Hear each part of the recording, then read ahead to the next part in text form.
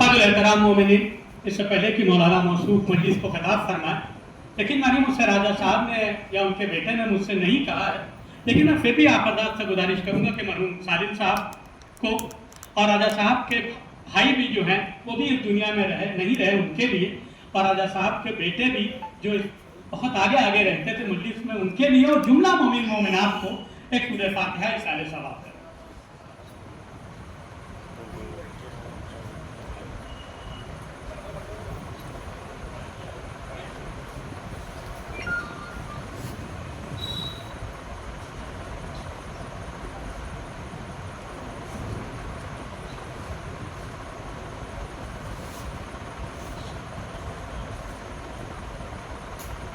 ماتم کی زبان اس لیے آسان بہت ہے، ماتم کا ہر ایک قوم کو ارمان بہت ہے، اویسوں کے بہک جانے کا امکان بہت ہے، جو کہتے ہیں میرے لیے قرآن بہت ہے، اور اچھی نہیں یہ بات کہ قرآن بہت ہے، جو بات یہ کہتا ہے وہ نادان بہت ہے۔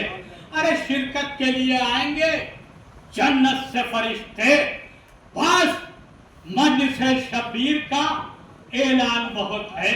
ارے مجلس میں چلے آؤ، پہنچ جاؤ گے جنت، یہ راستہ ہر دور میں آسان بہت ہے۔ قابل احترام مومنین، جہاں تک میری آواز پہنچ رہی ہے، تمام مومنین سے، تمام غلامان رسول سے، تمام غلامان علی سے، تمام غلامان فاطمہ سے، تمام غلامان حسن سے، تمام غلامان حسین سے اور تمامی امت مسلمہ سے بسادت گزارش ہے کہ جلد سے جلد مرحوم سالم صاحب کے عظیم اور قدیم عزاخانے میں تشریف لے آئیں۔ اشرح مجالس کی دوسری مجلس کو اپنے مخصوص انداز سے خطاب فرمائیں گے مولانا موصوف۔ اس سے پہلے کہ وہ مجلس کو خطاب فرمائے، میں میر انیس صلی اللہ علیہ مقامہ کی مرثیت کی ایک بیت سناتی چلوں، کیونکہ آج پورے دن آپ نے جناب مسلم کا ماتم کیا۔ میر انیس کہہ گئے کہ رستے میں سنی جب خبر مسلم و حانی، ارے منہ ڈھانپ کے رویا اسد اللہ کا جانی، ارے صدمے سے مسافر کا لہو ہو گیا پانی، فرماتے تھے افسوس برادر کی جوانی، ارے آج ان پہ جو گزری وہ ہمارے لیے کل ہے، مسلم کی شہادت ہمیں پیغام اجل ہے۔ قابل احترام مومنین، مرحوم سالم صاحب کے عزاخانے میں جو اشرح مجالس کا سلسلہ جاری ہے، اس کی آج کی مجلس کو بھی اپنے مخصوص انداز سے خطاب فرمائیں گے حجت الاسلام والمسلمین علی جناب مولانا حسین عباس قمی صاحب قبلہ۔ ان کے استقبال میں بلند تر صلوات۔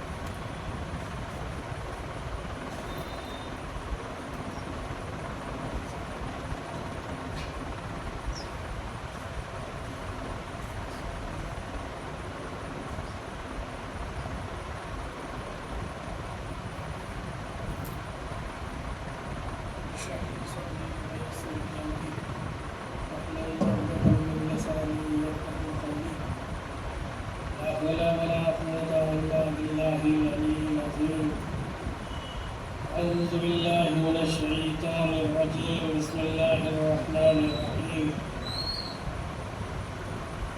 الحمد لله الذي خلقنا بنعمة وكنا لنهتدي لولا أن هدانا الله لقد جاءت رسل ربنا بالحق الصلاة والسلام والتحية والإكرام على أشرف الأنبياء والمرسلين أبي القاسم محمد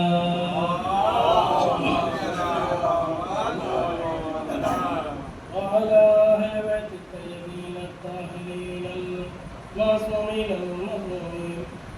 أما بعد، قال الله تبارك وتعالى في كتابه الكريم والفرقان الحميد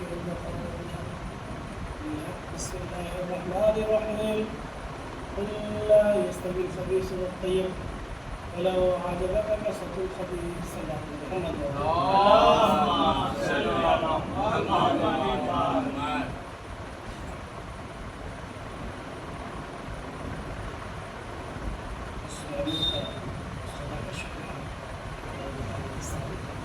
توفیق عطا کی ہے خدمت الانسان والاستقامت عزیز سے خدمت گزار خصوصاً روزگار سے دعا ہے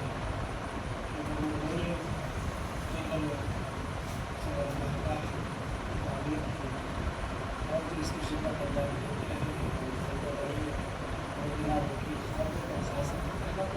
الہی آمین. اور جو افراد موجود ہیں خصوصاً گورنر کے ساتھ اضافہ کرنا خصوصاً ہمارے بات صاحب وہ افراد جو اس میں اللہ کے اس میں مزید اضافہ کرے اور پروردگار تمام اشیاء تمام آفات وجات سے محفوظ رکھے اور ہمارا حسین بھی اسی طریقے سے رواں ظہور رواں قائم رہے. ہمیں عزیز و یقین مانیے کہ ہم تو خدمت اللہ حسین علیہ السلام انجام دیتے ہیں. ہم جو خدمت عزائم کی روایت کرتے ہیں یہ مت سمجھیے گا کہ اگر کر رہے ہیں تو یہ جائے ہے. ایسا نہیں ہے, ایسا بالکل نہیں ہے, ایسا یقینی طور پر نہیں ہے. ہم جو خدمت کر رہے ہیں خدا اور اہل بیت اور حسین نے ہمیں توفیق دی ہے, ہم اس خدمت کو انجام دے رہے ہیں. اور قطعاً یہ مت سوچیے گا کہ ہم نہیں انجام دیں گے تو کوئی نہیں انجام دے گا. ہم انجام دے رہے ہیں تو یہ باقی ہے, اس کی وجہ سے ہم باقی ہیں. بلکہ جملہ اس طریقے سے میں کہہ دوں کہ عزائر حسین ہے جس نے ہمیں باقی رکھا ہے. عزائر حسین باقی ہے جس کی وجہ سے ہمارا وجود باقی ہے. یہ یقینی طور پر آپ اس کو اپنے ذہنوں میں محفوظ کر لیں. جب تک عزائر حسین ہے, جب تک یہ فرش عزا بچتی رہے گی, شیعہ کا وجود باقی رہے گا, شیعہ محکم رہے گی, شیعہ زندہ رہے گی. معلوم یہ ہوا کہ عزاداری کی حیات سے شیعہ کی حیات منسلک ہے. ایک سلام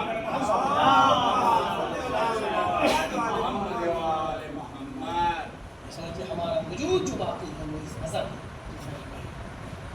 یقیناً آج جو افراد نہیں ہیں جو سارا قبل زندہ تھے آج اپنے قدموں میں آرام کر رہے ہیں, وہ یقیناً دیکھ رہے ہوں گے کہ اس خدمت حسین کے سلسلے میں جو ان سے وعدہ کیا گیا تھا وہ انہیں حاصل ہوا. موضوع کلام ہمارا یہ نہیں ہے, موضوع کلام ہمارا وہ حدیث ہے, وہ آئے مبارکہ ہے جس کی تلاوت آپ کے سامنے کی ہے. خدا کہہ رہا ہے رسول ان سے کہہ دیے قل لا یستوی الخبیث والطیب. اے رسول ان سے کہہ دیے کہ خبیث اور طیب برابر نہیں ہے. لا یستوی الخبیث والطیب, خبیث اور طیب برابر نہیں ہے. ولو اعجبک کثرۃ الخبیث, اگرچہ خبیثوں کی تعداد بہت زیادہ ہے لیکن تعداد کے لحاظ سے اگر خبیث زیادہ بھی ہے تب بھی وہ طیب کے اوپر فضیلت نہیں رکھتے ہیں. میرے عزیزوں, یہ قرآن کا سیدھا سادہ ترجمہ ہے جو ہم نے آپ کے سامنے پیش کیا ہے. موضوع بحث وہی کل کی گفتگو سے مرتبط اور ربط دیتے ہوئے انشاءاللہ مسلسل ہماری جو بہرحال جو چند چہرے نئے ہم کو دکھ رہے ہیں اور کل نہیں تھے ان کو لیے یادآوری کے لیے یہ بیان کر دوں کہ موضوع بحث ہماری اصحاب کربلا اور ان کے اندر وہ صفات جس صفات کی وجہ سے وہ اصحاب کربلا بنے. سبحان اللہ. یعنی وہ کوالٹی جن کوالٹی نے اصحاب کربلا کو اصحاب کربلا بنایا, وہ صفات جن صفات نے ذرے کو آفتاب بنایا وہ ہمارا موضوع بحث ہے. یعنی وہ افراد جو پہلے کچھ نہ تھے انہیں حسین ابن علیہ السلام نے علیہ السلام بنا دیا. یہ موضوع بحث ہے. ہماری آپ کی زندگی میں سب سے بڑی صفت, سب سے بڑا عقیدہ ہمارا جو ہے وہ ہے عقائد امامیہ شیعہ. وہ عقیدہ ہے ولایت کا, امامت کا. یہ عقیدہ ہے جو ہمیں کہا جائے کہ انسان کی جسم میں جس طریقے سے ریڑھ کی ہڈی ہوتی ہے اس طریقے سے ہمارے عقائد میں ولایت یہ نوعیت رکھتی ہے استحکامیت کے لحاظ سے. ولایت ہے کیا اور اس عقیدے نے کس طریقے سے شیعت کو چودھویں کے چاند کے طریقے سے لوگوں کے درمیان حیا کیا اور لوگ جوک در جوک اس میں شامل ہوتے چلے گئے. آج پوری کائنات شیعت کی طرف متوجہ ہے. انقلاب اسلامی ایران کے بعد لوگوں نے دیکھا واقعی شیعت کی حکومت اگر رہے گی تو اس طریقے سے دنیا کائنات میں ابھر کر آئے گی. یہ تو مقدمہ ہے. اس کے بعد جب حکومت امام زمانہ آئے گی تو وہ اسی کا مظہر ہوگی. ایک سلام پر محمد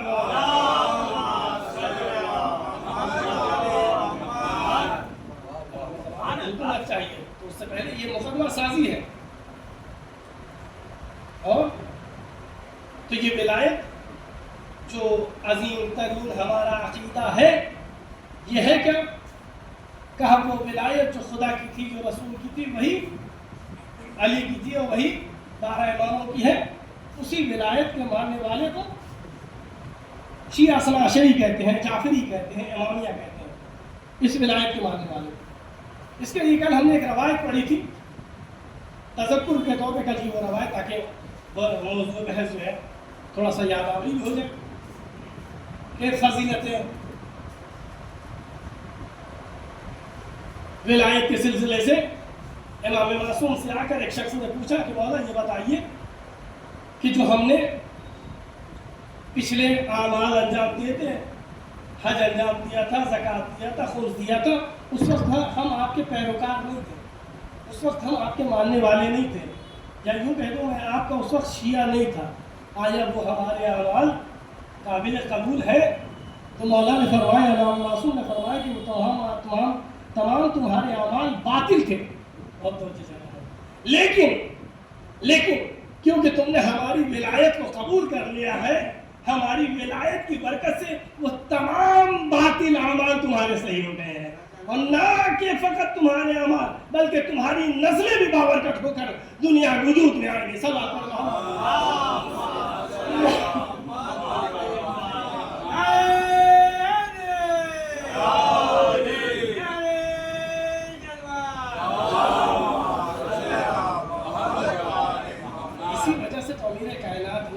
بعض لوگوں کو جو قتل نہیں کرتے تھے وہ علی اشتر سے یہ جملہ کہا تھا نا کہ مالک ہماری تلوار اور تمہاری تلوار چلانے میں زمین آسمان کا فرق ہے. تمہاری تلوار یوں ہی چلا کرتی ہے لیکن جب علی کی تلوار اٹھتی ہے تو وہ 70 نسلوں میں دیکھتی ہے. کوئی میرا چاہنے والا وجود میں تو نہیں آنے والا. ایک سلام پڑھ محمد.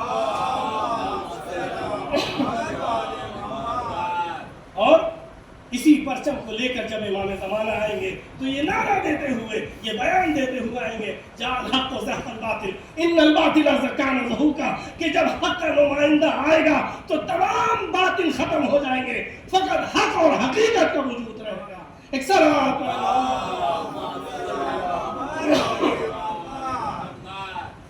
یہ ہے ولایت کہ جس ولایت کی برکت سے انسان کے اعمال بھی قابل قدر ہو جائیں گے, انسان کا کردار بھی سمجھ جائے گا اور انسان کی نسل بھی بہتر ہو جائے گی. بہت درد ہو جائے گا. اچھا یہ کردار آتا کیسے؟ کیا یہ پروردگار نے ادھر سے نازل کیا اور آ گیا؟ نہیں, اسے حاصل کیا جاتا ہے. اس کے لیے محنت کی جاتی ہے, کردار سازی کی جاتی ہے. کردار جب انسان بناتا ہے تب جا کر کوئی سلمان بنتا ہے. جب انسان اپنے کردار کو اس بلند مقام پر لے جاتا ہے تب جا کے حر علیہ السلام بنتا ہے. جب کردار اس کمال پر پہنچتا ہے تب جا کر کوئی زر والا ابو ذر بنتا ہے.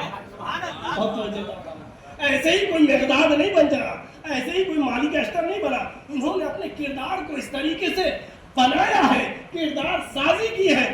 تب علی نے کہا یہ میرا مالک اشتر ہے. مالک اشتر کوئی ایسا ویسا نہیں ہے.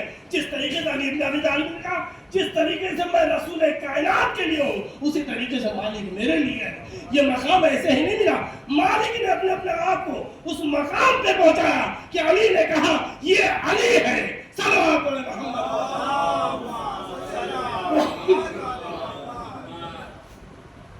کردار بنانا. اب کردار کس طریقے سے بنانا, کیا کیا کہ سلمان بنے, کس طریقے سے ولایت ان کو حاصل ہوئی.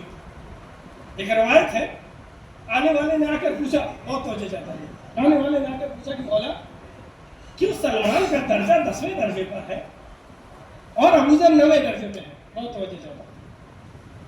کس طریقے سے ہم کردار بنائیں, کس طریقے سے عقیدہ ولایت کو ہم محفوظ رکھیں, کس طریقے سے ولایت کے صحیح پیروکار ہم دنیا کے سامنے اپنے کردار کے ذریعے سے بیان کریں. اس طریقے سے دیکھیے سلمان کے طریقے سے آنے والے نے امیر کائنات سے سوال کیا کہ مولا یہ بتائیے کہ کیوں سلمان 10ویں درجے پر ہے اور کیوں ابوذر 9ویں درجے پر ہے, کیا وجہ ہے؟ مولا نے کہا کل مسجد میں آنا, اس وقت میں جواب دے دیں گے. بہت توجہ جواب, کل مسجد میں آنا تب تمہیں جواب دیں گے. جو افراد کہتے ہیں کہ مسجد کے امام کا کام خالی نماز پڑھانا ہے, وہ آ کر دیکھیں علی ابن ابی طالب نے دین کے سارے کام مسجدوں سے انجام دیے, دین کو حیات بھی مسجد سے بخشی. اب امیر کائنات نے بلایا اور بلانے کے بعد نماز صبح کے بعد یہ افراد جب مسجد کے دروازے پر پہنچے تو یہ شخص پھر سوال کرتا ہے کہ مولا کل کا جو سوال تھا ہمارا کہ کیوں سلمان, سوال کیا تھا کہ کیوں سلمان 10ویں درجے پر ہے اور کیوں ابوذر 9ویں درجے پہ ہے. مولا نے کوئی جواب نہیں دیا. مولا جناب سلمان اور جناب ابوذر پھر آگے بڑھ گئے. یہ آتا ہے کہا مولا وہ میرا سوال رہ گیا. مولا نے کہا ایک کام کرو, مسجد کے پاس جاؤ اور وہاں سے یہاں تک اور دیکھو کتنے قدم کے نشان ہیں, کتنے لوگوں کے قدموں کے نشان ہیں. اب جب وہ وہاں سے واپس آتا ہے کہتا ہے مولا 2 لوگوں کے قدم کے نشان ہیں. مولا نے کہا کہ ہم ہیں کتنے؟ کہا مولا آپ تو 3 فرد ہیں. کہا تجھے ابھی بھی نہیں سمجھ آیا؟ کہا مولا کیا کہنا چاہتا؟ کہا سلمان جو اس کمال پر پہنچے ہیں وہ اس وجہ سے پہنچے ہیں کیونکہ انہوں نے اپنی کردار سازی اس طریقے سے کی ہے, اپنے آپ کو ایسی تربیت دی ہے کہ ان کا زمین کبھی گوارا نہیں کرتا کہ علی کے قدم کے علاوہ کہیں دوسرا قدم رکھے. جہاں پر علی کا قدم پڑتا ہے وہیں پر سلمان کا قدم پڑتا ہے. معلوم یہ ہوا شخصیت اگر سلمان جیسی بنانی ہے تو علی کے قدم سے ہٹ کر کہیں قدم نہ بنا. صلوات علی محمد.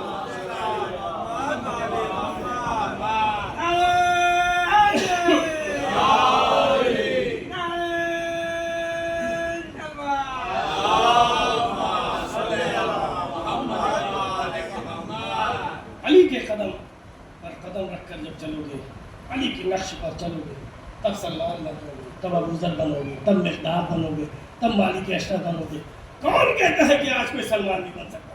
کون کہتا ہے آج کوئی ابوذر نہیں بن سکتا؟ اپنے آپ کو اس کمال پر لے کے تو جاؤ. دیکھو یہ تمہیں ذرے سے آفتاب بناتے ہیں. لوگ کہتے ہیں کہ شہدائے کربلا وہاں پر شہید ہو گئے, ان کا نام امام حسین علیہ السلام کے ساتھ باقی ہے, آج تک باقی ہے. کیوں باقی ہے؟ کیوں بچا ہوا ہے نام؟ کیوں ہم جناب حور کو یاد کرتے ہیں, جناب زہیر کو یاد کرتے ہیں, جناب سعید کو یاد کرتے ہیں؟ اس وجہ سے یاد کرتے ہیں کہ انہوں نے دیکھا کہ حسین وہ سمندر ہے جو ہمیشہ باقی رہنے والا ہے, لہذا اپنے آپ کو ان سے ملحق کر لو. اب جب تک یہ سمندر باقی رہے گا ہمارا وجود باقی رہے گا. تو ہم کیوں نہیں سمندر سے ملحق ہوتے ہیں؟ اور اگر دیکھنا ہے تو دیکھیے جتنے بھی ہمارے بزرگوں نے ان کی خدمت انجام دی ہے, کسی نے امام بارگاہ وقت کیا ہے, کسی نے مسجد وقت دی ہے, کسی نے کوئی کام انجام دیا ہے. آج وہ نہیں ہے لیکن ان کے وجود کے لیے سورہ فاتحہ ہوتا ہے, ان کو یاد کیا جاتا ہے. معلوم یہ ہوا جو ان کی خدمت انجام دیتا ہے, جو ان کا خادم بنتا ہے, ذرہ برابر ہی کیوں نہ خدمت کی ہو, وہ اسے آفتاب بنا دیا کرتے ہیں. صلوات علی محمد.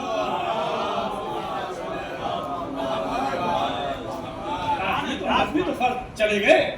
سینکڑوں سالوں سے 1400 سالوں سے آزادات ہوئی, بہت سے لوگوں نے اپنی پوری جائیدادیں امام حسین علیہ السلام کو وقف کر دی. آج ان کا نام زندہ ہے نا, غفران کا امام بارگاہ فلاں, امام بارگاہ فلاں, امام بارگاہ, یہ وہ سلطان انہوں نے خدمت کی نا. اور اہل بیت کسی کے احسان و فریضے کو کرتے نہیں ہیں, اتنا دے دیتے ہیں, اتنا عطا کر دیتے ہیں. کریم اتنے کریم ہے, کسی کا احسان رکھتے نہیں ہیں. اتنا دے دیں گے کہ یہ جب روز قیامت پہنچے گا تو کہتا پروردگار مجھے دوبارہ واپس جانے کے توفیق دے کہ تمام چیزیں اہل بیت علیہ السلام کے لیے میں سب کرتا ہوں. یہ انسان کا نمک ہے. تو قرآن نے کہا کہ لا یستوی خبیث و طیب، کہ کبھی بھی خبیث اور طیب برابر نہیں ہو سکے. اب ہم کیسے پہچانے کہ کون خبیث ہے اور کون طیب؟ انسان کی دو شخصیتیں وجود میں آئیں گی، ایک وہ صفات جس کی وجہ سے وہ خبیث بنا ہے، اور ایک وہ صفات جس کی وجہ سے وہ حیات طیبہ کا مالک ہے. ایک انسان کی زندگی ہوتی ہے، لائف ہوتی ہے، اور ایک لائف اسٹائل ہوتی ہے. لائف سے زیادہ اہم کیا ہے؟ اس کی لائف اسٹائل، یعنی زندگی سے زیادہ اہم ہے طرز زندگی. وہ طرز زندگی اسے بتائے گی کہ یہ حیات طیبہ کا مالک ہے یا حیات خبیثہ کا مالک ہے. یعنی اس کی طرز زندگی اس کو بتائے گی یہ باکمال ہے یا بے کمال ہے. لوگ بہت سے افراد ہیں جن کی آنکھیں نماز صبح سے پہلے کھل جاتی ہیں، بہت سے افراد ہیں جن کی آنکھیں طلوع آفتاب کے بعد کھلتی ہیں، بہت سے فرد ہیں جو اپنے واجبات کو انجام دیتے ہیں، بہت سے فرد ہیں جو واجبات کو چھوڑی اپنے محرمات کو بھی انجام دیتے ہیں.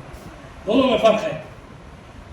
طرز زندگی تاریخ نے عمر سعد کی بھی پیش کی ہے، طرز زندگی جناب حبیب ابن مظاہر کی بھی پیش کی ہے. طرز زندگی ایک طرف حسین ابن علی کی بھی تھی، طرز زندگی ایک طرف یزید ابن معاویہ کی بھی تھی. اب یہ سمجھیے کہ مشخص ہو گیا کہ اس طرز زندگی کا مالک حسین ابن علی ہے. وہ زندگی جس نے انسان کو باکمال بنایا ہے وہ کیا ہے؟ کون سے اعمال ہیں جس کی وجہ سے وہ باکمال اور بافضیلت بنے ہیں، اور کون سی لفظشیں ہیں جنہوں نے ان کو خبیث اور خباثت کے دائرے میں لے جا کر جو ہے دفن کر دیا ہے. اچھا، جو یہ طرز زندگی ہے اس کے جو مالک ہیں، ہر ایک کا مقصد یہ ہے کہ ہم چاہے جیسے ہوں لیکن جنت ہمیں ملے. ایسا ہے کہ نہیں؟ آج بھی دیکھ لیجیے، چاہے جتنے بھی یا اس دور میں بھی حسین ابن علی کے سامنے بھی جو تھے، روایت ہے کہ جب کسر صاحب نے پہلا تیر روانہ کیا تھا تو اس نے کہا کہ یہ تیر میں قربت خدا کے لیے اور جنت کے لعنت میں پیش کر رہا. یعنی وہاں پر بھی کچھ لوگ طریق عمل خباثت والا تھا، لیکن اللہ ان کو لعنت جو تھی وہ بہشت کی تھی، تمنا جو ہے بہشت کی تھی. طیب زندگی والے جو ہوتے ہیں وہ ان کا وابستہ اور ارتباط جو ہوتا ہے، جو لگاؤ ہوتا ہے، جو جس کو پیروی کرتے ہیں وہ طیب زندگی والوں سے. اور خبیث زندگی والے جو ہوتے ہیں ان کا لگاؤ اور رجحان جو ہوتا ہے وہ خبیث زندگی والوں سے ہوتا ہے. میرے عزیزوں، قرآن نے جو یہ کہا ہے کہ قل لا یستوی الخبیث والطیب، کہ طیب زندگی والے خبیث زندگی والوں کے برابر نہیں ہیں، طیب زندگی والے باکمال ہیں. یہ طیب زندگی والوں کی خصوصیت کیا ہے، کیا کوالٹی ہے کہ جس کی وجہ سے یہ طیب زندگی والے ہوئے؟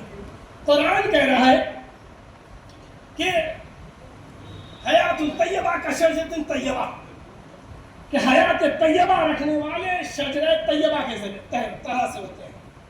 یعنی جن کی طیب زندگی ہے وہ شجرہ طیبہ سے مشابہت دی گئی ہے.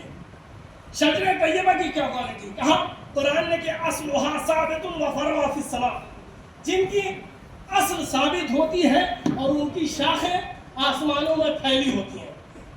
یعنی اصلھا ثابت، یعنی جن کا کلام ایک ہوتا ہے، جن کا بیان ایک ہوتا ہے، جن کا قیام ایک ہوتا ہے، انہیں کہتے ہیں حیات طیبہ کے مالک. کیا اس کی کوئی نظیر ہے؟ کہا ہاں، تاریخوں میں دیکھو کہ بہت سے ایسے افراد تھے جو ثابت قدم ہمیشہ رہے، لیکن بہت سے ایسے افراد تھے جو ثابت قدم نہیں رہے. جو ثابت قدم نہیں رہے انہیں حیات خبیثہ سے تعبیر کیا گیا، لیکن جو ثابت قدم رہے انہیں حیات طیبہ سے تعبیر کیا گیا. ثابت قدم کون نہیں تھے؟ غدیر کا اعلان ہوا، اعلان غدیر کے بعد، اعلان ولایت کے بعد ایک نام آتا ہے حسان ابن ثابت.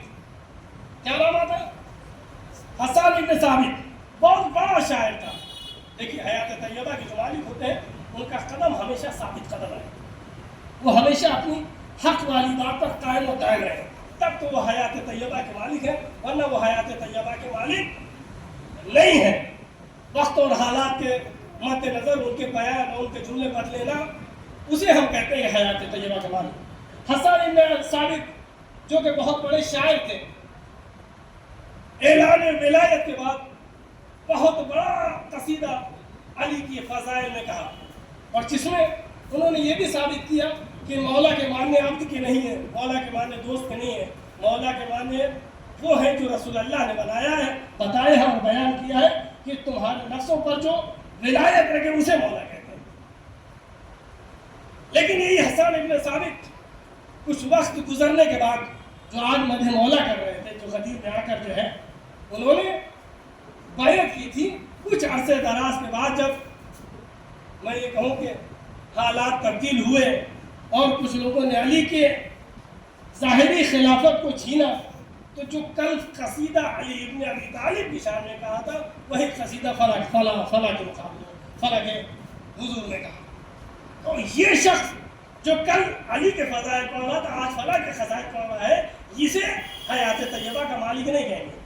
حیات طیبہ کا مالک کسے کہیں گے؟ کہا حیات طیبہ کا مالک اسے کہیں گے جو ہر مقام پر، ہر جگہ پر، ہر بزم میں، ہر رزم میں وہی حق بات کرے، چاہے اپنوں کی بزم ہو، چاہے غیروں کی بزم ہو، چاہے مظلوم کا گھر ہو، چاہے ظالم کا دربار ہو، ہر جگہ پر ایک ہی بات کرے۔ اور اس کی مثال اگر دیکھنی ہے تو میثم تمار کو دیکھ لیجیے، جو بات مدینے میں کر رہے ہیں وہی بات صحابہ میں کر رہے ہیں، وہی بات گلیوں میں کر رہے ہیں، وہی بات دار پر کر رہے ہیں، وہی بات درس پر کر رہے ہیں۔ صلی اللہ علیہ محمد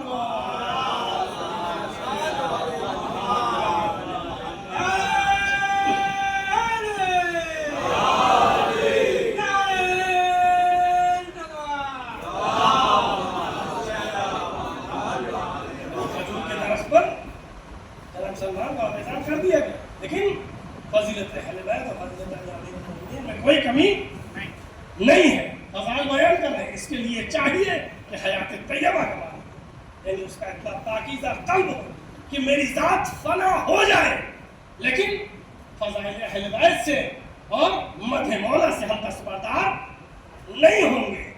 کبھی بھی شیعوں کی تاریخ اٹھا کر دیکھ لیے، کبھی بھی انہوں نے ظالم سے کمپرومائز نہیں کیا، کسی بھی ظالم کے سامنے جھکے نہیں ہیں، چاہے یزید رہا ہو، چاہے یزید کے بعد بہت سے متوکل عباسی رہے ہوں، یا جتنے بھی ظالم بادشاہ رہے ہیں، کسی سے بھی کمپرومائز نہیں کیا ہے۔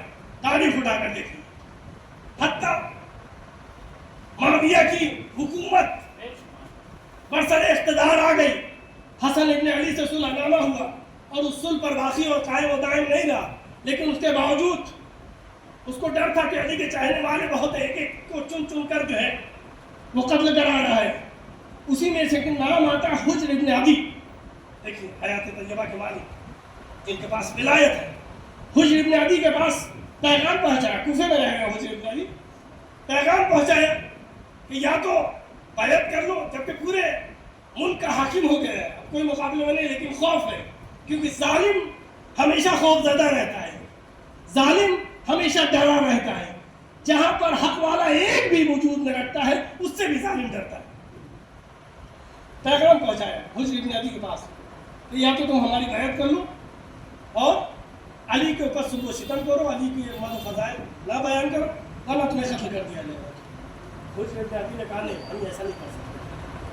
کہا پھر ان کو گرفتار کر کے لایا جائے، پھر ان کو گرفتار کر کے لایا جائے۔ حجر ابن عدی آ رہے ہیں، کہاں آ رہے ہیں؟ شام لایا جا رہا ہے، پورے قبیلے کے ساتھ، پورے خاندان کے ساتھ، پوری فیملی کے ساتھ بچوں کے ساتھ آ رہے ہیں۔ راستے میں پھر معاویہ نے اپنے سفیر کے ذریعے سے ایک کوڑا کاغذ، سفید کاغذ، بلینک چیک، اپنی زبان میں کہے بلینک چیک دے کر بھیجا کہ دیکھو یہ تم کو بلینک چیک دے رہے ہیں، جو بھی تم کو چاہیے لکھ دو، بس علی کی محبت سے بیزار ہو جاؤ۔ اللہ کتنی قیمتی ہے علی کی محبت کہ دشمن بھی جان سمجھ رہا ہے کہ ہماری اوقات نہیں ہے کہ علی کی محبت کی قیمت لگا سکتے۔ اس نے کہا ہم یہ سادہ کاغذ بھیج رہے، جو چاہیے وہ لکھو، لیکن علی کی محبت سے بیزار ہو جاؤ۔ حکومت چاہیے حکومت دوں گا، تخت چاہیے تخت دوں گا، تاج چاہیے تاج دوں گا، جو منطقہ چاہیے وہ منطقہ دوں گا، لیکن علی کی محبت سے بیزار ہو جاؤ۔ حجر ابن عدی نے کہا کہ ہم سب کچھ بیچ سکتے ہیں لیکن یہ علی کی محبت نہیں بیچ سکتے۔ یہی تو ایک دولت ہے جس نے ہمیں سرفراز اور باکمال بنایا ہے۔ اللہ اکبر۔ अच्छा, तो माविया ने कहा देखो अगर माने नहीं ना हुजैर इब्न अदी तो वहीं पर कत्ल कर देना, पूरा कबीला भी उनके खानदान सबको कत्ल कर देना। हुजैर इब्न अदी ने कहा क्यों नहीं आने देना माविया के दरबार में, क्यों शाम नहीं आने दे रहा है? क्योंकि माविया को मालूम है कि जितने भी अली के चाहने वाले या चाहने वाली आई है सब ने इसको जलील किया है। सौदे हमदानिया नाम सुना है आपने? मौला की बहुत ही चाहने वाली थी, और ये एक दिन माविया के दरबार में अली की शहादत के बाद, मौला की शहादत के बाद माविया के दरबार में आई और एक बात कहने लगी तेरा गवर्नर इस तरीके से जुल्म कर रहा है, इस तरीके से सितम कर रहा है, तुम क्यों उस पर लगाम नहीं लगा, क्यों उसको कंट्रोल नहीं कर रहे हो, वो किस तरीके से जालिम बना हुआ। अब ये क्योंकि पहचानता था कि ये सौदे हमदानिया वही है जो जंग सिफीन में बढ़ चढ़ कर अली के लश्कर वालों के हौसले बढ़ा रही थी और अली के लश्कर ने हम पर गलबा हासिल कर लिया था। ये तवज्जो नहीं दे रहा।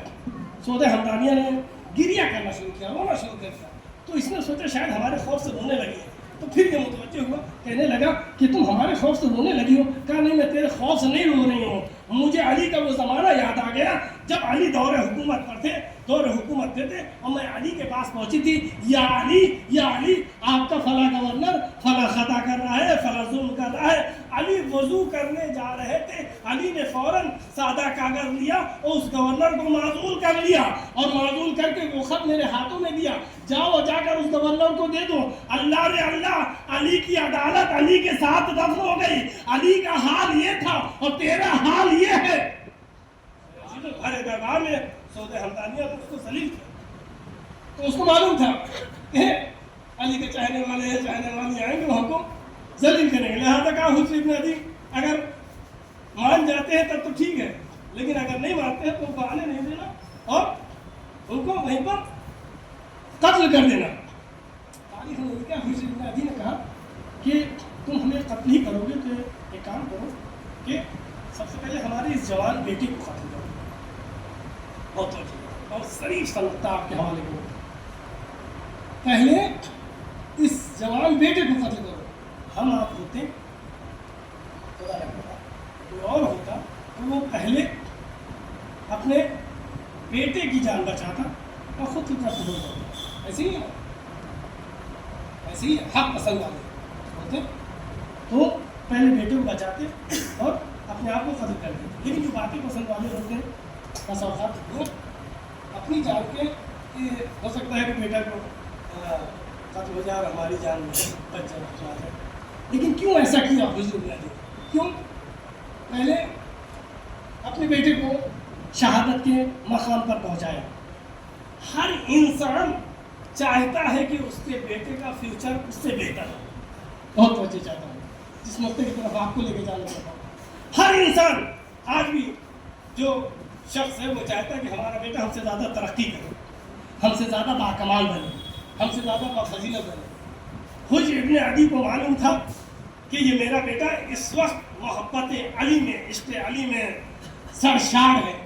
हो सकता है कि हमारी शहादत को देखकर, हमारे कत्ल को देख के इसका ईमान डगमगा जाए। लिहाजा मैं चाहता हूँ मेरा ईमान मुस्तहकम है, शीशा पिलाई हुई दीवार के तरीके से मजबूत है, लेकिन ये जवान है, ये अभी ताज़ा इश्क़ अली में महरूम हुआ है। मैं चाहता हूँ ये इसी जवानी और शबाब के ईमान के साथ अली से मुलाकात करे। लिहाजा जनाब हुर ने सबसे पहले अपने फर्जंद का फ्यूचर बनाया। एक सलात पढ़े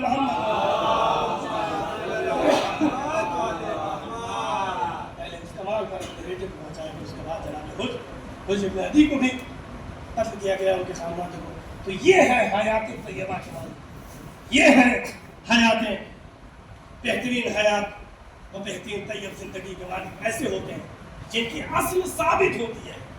कोई मौका हो, कोई दौर हो, कोई वक्त हो, कोई बज़्म हो, कोई रज़्म हो, हर दौर में उस हक पर, उस हकीकत पर बात होता है।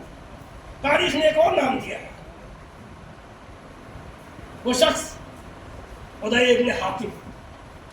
उदय इब्न हातिम वो शख्स है, ये एक वाक़या जो आपके सामने मैं पेश कर रहा हूँ इस वजह से कि ये हमारे लिए वाक़या एक दर्स है, दर्स इबरत है कि हम भी कभी अगर जालिम को मुकाबले में आए तो इस तरीके से मुहकम और इस तरीके से बाइस्तकामत पेश करें। उदय इब्न हातिम कौन है? कहा वो है जिसके 3 बेटे جنگ صفین میں قتل ہو گئے تھے، شہید ہو گئے تھے. تو معاویہ کے دربار میں ادی ابن حاتم آیا. ادی ابن حاتم نے کہا، ادی ابن حاتم سے معاویہ نے کہا کہ علی نے تمہارے ساتھ اچھا نہیں کیا، علی نے تمہارے ساتھ اچھا نہیں کیا.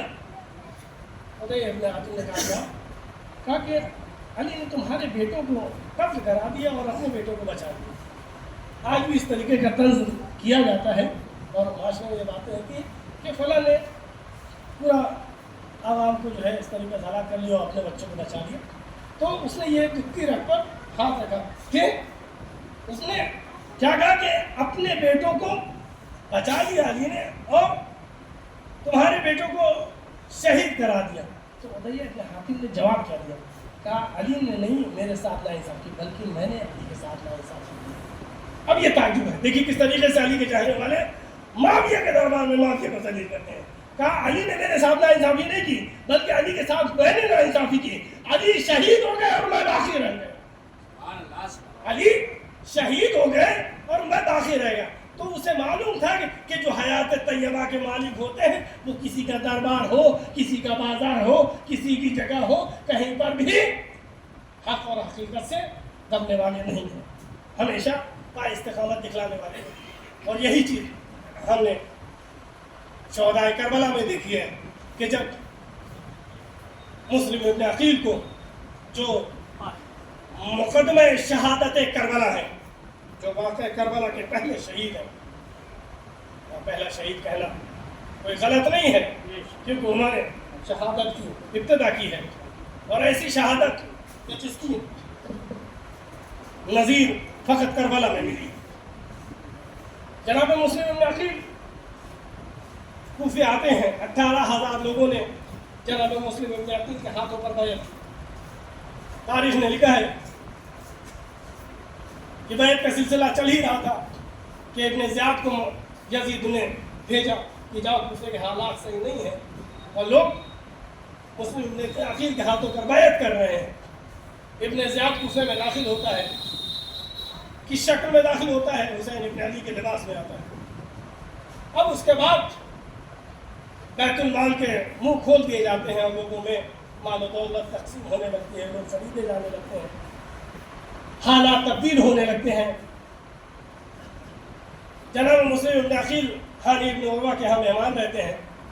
ہانی ابن عروہ نے کہا کہ دیکھو حالات تبدیل ہو رہے ہیں، میں مریض ہوں، ابن زیاد میری عیادت کے لیے آئے گا اور اس کو اس مکر و فریب کے طریقے سے جو ہے اس کو قتل کر دیا گیا. یہ بات تمام طے ہو گئی اور پشت پردہ جناب مسلم ابن عقیل پوشیدہ ہو گئے اور ابن زیاد عیادت کے لیے آیا.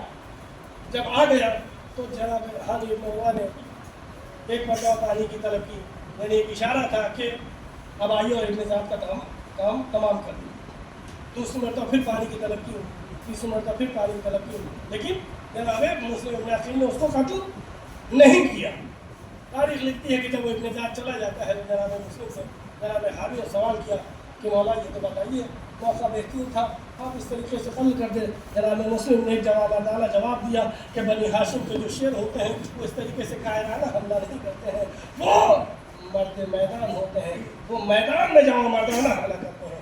آزاداروں تاریخ نے لکھا ہے کہ جناب مسلم ابن عقیل پر ان کے ہاتھوں پر جو بیعت کرنے والے ہیں وہ دھیرے دھیرے جناب مسلم کا ساتھ چھوڑنے لگتے ہیں. تاریخ نے لکھا ہے کہ نماز مغربین میں جو ایک کثیر تعداد تھی وہ نماز عشاء میں کم ہو جاتی ہے. نماز عشاء کے بعد جب مسجد سے جناب مسلم ابن عقیل آتے ہیں تو کچھ لوگ ساتھ ہوتے ہیں، لیکن جیسے ہی جیسے گلی کے چوراہوں سے گزرتے ہوئے آگے بڑھتے ہیں افراد کم ہو جاتے ہیں، یہاں تک کہ مسلم ابن عقیل کوفے میں یکو تنہا رہ جاتے ہیں. ہاں ایک دروازے پر پہنچتے ہیں، وہ دروازہ طوا کا دروازہ تھا. مسلم ابن عقیل نے اس ضعیفہ کو دیکھا، پانی کی طلب کی. ہاں وہ ضعیفہ پانی لے کر آتی ہے، پانی دیتی ہے. پانی دینے کے بعد اب وہ ضعیفہ اپنے بیٹے کی تلاش میں ادھر ادھر دیکھ رہی ہے. جب اس نے کہا کہ اے جوان کیوں رکا ہے؟ کوفے کے حالات اچھے نہیں ہیں، تو اپنے گھر جا. مسلم ابن عقیل نے سر جھکا کر کہا اے ضعیفہ میں مسافر ہوں، میرا کوئی گھر نہیں ہے. اب ضعیفہ نے سوال کیا اے مسافر تو کہاں کا مسافر ہے؟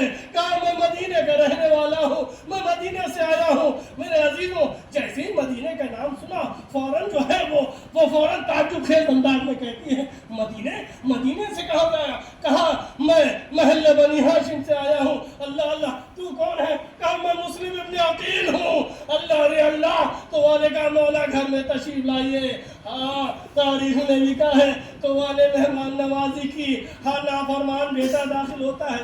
उसने देखा एक जगह पर चिरागा है, रोशनी है, कौन है? जैसे उसे खबर होती है कि मुस्लिम इब्न घर में वजूद रखते हैं, जाकर उसने अपने ऐसियात के कारिंदों को खबर दी।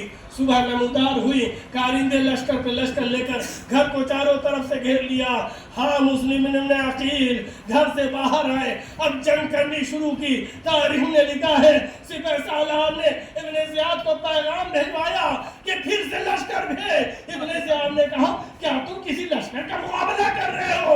उसने कहा इब्न ज़ियाद, ये कोई बढ़िया बक्काल नहीं है, ये अली का शेर है, ये अकील का बेटा है, ये बनी हाशिम का शेर है।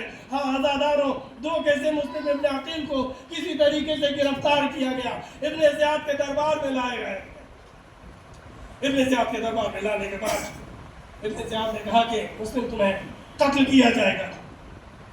मुस्लिम ने कहा जो बनी हाशिम के शेर होते हैं वो कत्ल से नहीं घबराते हैं, शहादत हमारा विरसा है, मेरा बाबा शहीद हुआ, मेरा भाई शहीद हुआ, मैं कुछ वसीयतें करना चाहता हूँ, वो वसीयतें सुन ले और उसके बाद तू मुझे कत्ल कर सकता है। क्या वसीयतें हैं?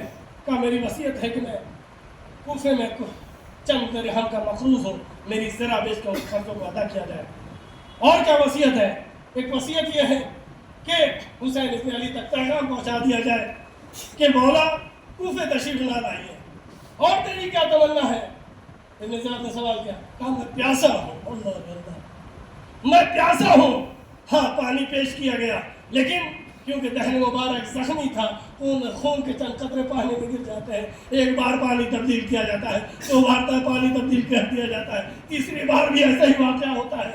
मुस्लिम इब्न अकील ने पानी को फेंक दिया। मैं कहूँगा मुस्लिम तुम कैसे पानी पी सकते हो? अरे तुम शुहदाए करबला का मुकदमा हो। अब्बास ने पानी नहीं पिया, अली असगर ने पानी नहीं पिया, किस तरीके से मुस्लिम तुम पानी पी सकते हो? हाँ, मुस्लिम को दारुल इमारा पे ले जाया गया, मुस्लिम के सरों तन में जुदाई की गई, जिस्म को दारुल इमारा से फेंका गया। मुस्लिम ने एक सलाम हुसैन इब्न अली की तरफ भेजा, अस्सलामु अलैका या अबा अब्दुल्लाह, मौला मक्का और करबला के दरमियान में है। अलैका सलाम की सदा बुलंद हुई। अब्बास करीब आए, मौला खैर को है। मौला ने कहा मुस्लिम कूफा में शहीद कर दिए।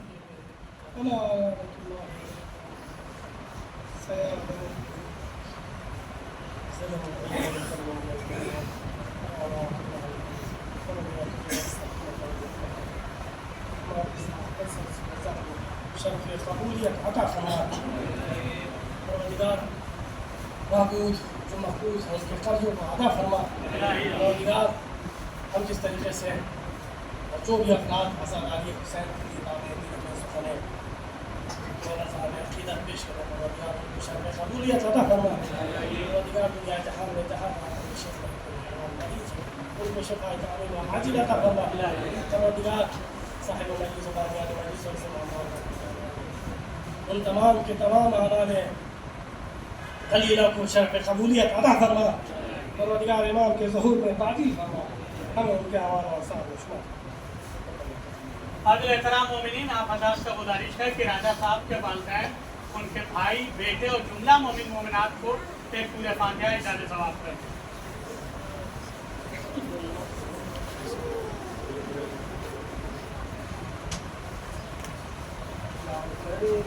Right.